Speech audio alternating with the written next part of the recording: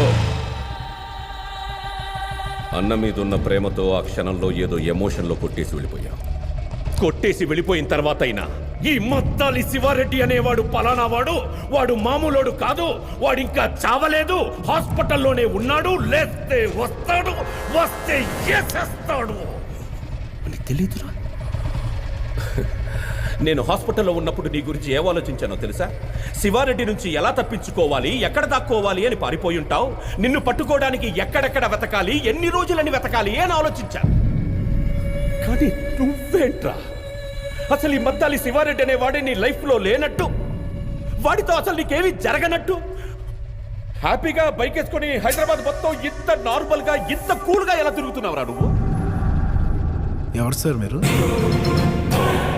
ఎవరు సార్ మీరు?